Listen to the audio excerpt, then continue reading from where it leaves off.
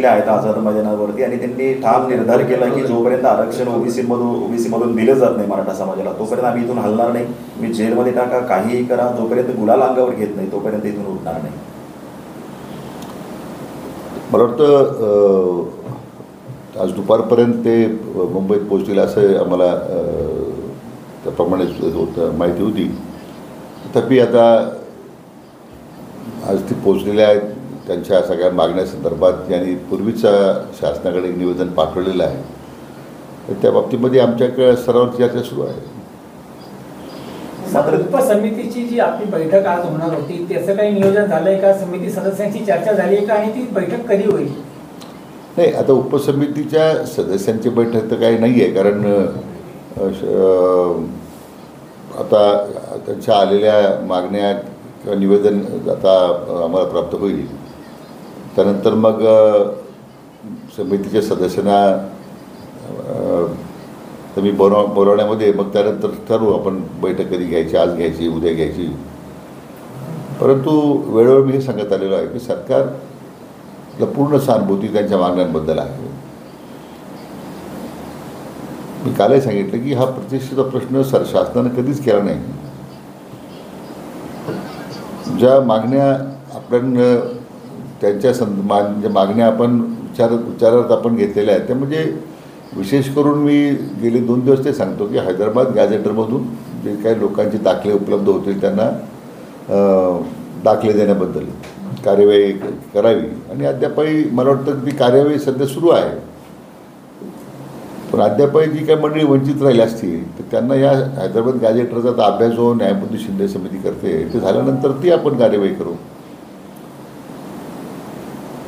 बाकीच्या ज्या गोष्टी आहेत साधारण त्यांच्या मागण्यासंदर्भात तो त्यांनी आता मी काही ते पाहिलं नाही, परंतु आता त्यांचं आज नव्यानं जर काही निवेदन असेल ते शासनाला प्राप्त होईल. पण त्याच्यानंतर मग त्याच्यावर भाष्य करणं उचित राहील. तरांगे पाटलांशी किंवा त्यांच्या सहकार्यांशी तुमची काही चर्चा झाली का? आणि सरकारच्या वतीने आपण चर्चेसाठी तुम्ही किंवा कोणी जाणार आहात का? आज काही असेल शक्यता नाही. आता असं आहे की मुंबईला ते पोचलेले आहेत. त्यांच्या त्यांच्या सहकार्याशी काही चर्चा करायची आवश्यकता असेल तर आपण निश्चित करू, कारण चर्चेतूनच मार्ग निघू शकतो. आणि शेवटी सगळ्यांची भावना एक आहे की आपल्याला ह्या आरक्षणाच्या मुद्द्यावर योग्य मार्ग निघाला पाहिजे. म्हणून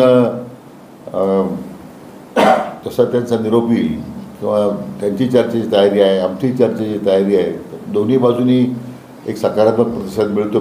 मला वाटतं निश्चितपणे चांगला मार्ग निघेल अशी अपेक्षा आहे. जरांगे पाटलांनी जी मागणी केली आहे की ओबीसीतून आम्हाला आरक्षण मिळावं, या मागणीवर तुम्हाला काय वाटतं? तुम्ही मान्य आहे का अशी मागणी केलेली? आहे की यापूर्वी एक शासनाची भूमिका पूर्वीच आपण निर्णय केला होता की आरक्षण देताना इतर कोणत्याही समाजाच्या आरक्षणाला आपण धक्का लावू देणार नाही ही आपली भूमिका राहिली आहे. म्हणून तर मागे 16% आरक्षण देवेंद्रजी फडणवीस साहेब मुख्यमंत्री असताना दिलं होतं. पण ते सर्वोच्च न्यायालयामध्ये दुर्दैवाने महाविकास आघाडीच्या नाकारतेपणामध्ये टिकलं नाही. आता आपण मान्य शिंदेसाहेब मुख्यमंत्री झाल्यानंतर पुन्हा त्याच्यावर मोठा पुष्कळ त्याच्यावर सुद्धा अशाच प्रकारचा गदारोळ झाला होता आणि नंतर 10% आरक्षण द्यायचा निर्णय झाला. तो अद्यापही टिकून आहे सुदैवानं. त्यामुळं एकतर स्वतंत्र 10% आरक्षण आपण दिलेलंच आहे.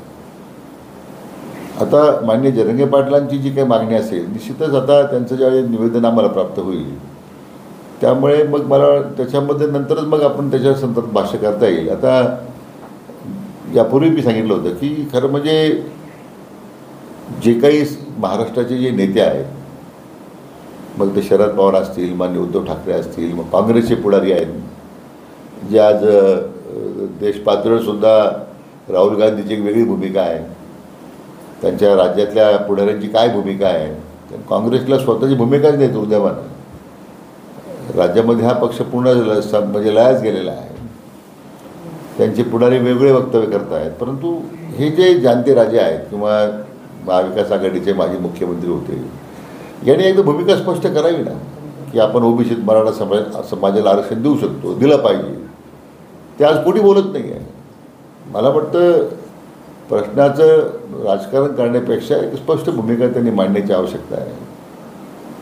आणि म्हणून मी म्हटलं की एकदा माननीय जरंगे पाटलांचं एकदा निवेदन आलं की ते अजून माझ्याकडे आलं नाही आहे, पण जे प्राप्त झालं होतं त्यामध्ये हैदराबाद गॅझेटरचा मुद्दा होता, तो आम्ही त्याच्यावर कारवाई सुरू आहे. सगळे सोयरे जे आहेत त्यांचा जो मुद्दा आहे त्यांना फायदे मिळावे त्याची आता